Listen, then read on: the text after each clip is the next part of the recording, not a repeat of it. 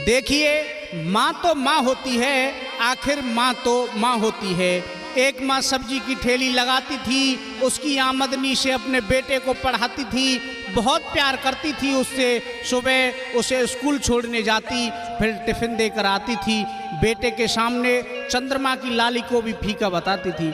माँ के एक आंख नहीं थी, इससे बेटा दुखी रहता था। माँ तू मर क्यों नहीं जाती, ये मन ही मन कहता था। एक दिन माँ से बोला, माँ तू मर क्यों नहीं जाती। एक आंख वाली माँ का बेटा कहकर चढ़ाते हैं मुझे मेरे साथी, माँ तू नहीं मरेगी, मैं ही दूर चले जाऊंगा तुझसे।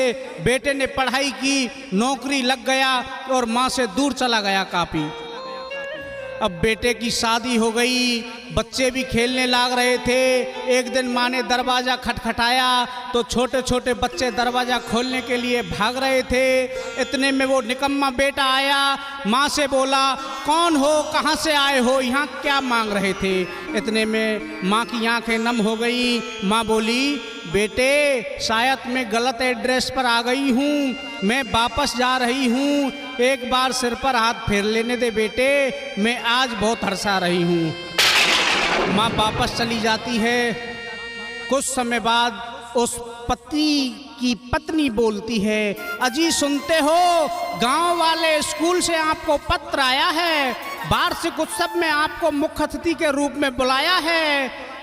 दोनों जाते हैं, गाड़ी में सवार हो जाते हैं, गांव पहुंच जाते हैं। पतिदेव उंगली का इशारा करते हुए गांव वाला पुराना घर दिखाते हैं। पत्नी ने घर को अंदर से देखने की जिद करी है। घर का दरवाज़ा खोला तो फर्श पर एक आंख वाली माँ पड़ी है, उसके हाथ में एक चिट्ठी लगी है। चिट्ठी में लिखा है, बेटे तू गांव आ रहा है, मैं बहुत हर्षा रही हूँ, तेरे से मिलना चाह रही हूँ, लेकिन तेरी कहीं बेइज्जती ना हो जाए बेटा, इसलिए मैं नहीं आ रही हूँ। मैं ये पत्र पड़ोसी के हाथों भिजवा रही हूँ, तुझे एक बात बताना चाह रही हूँ।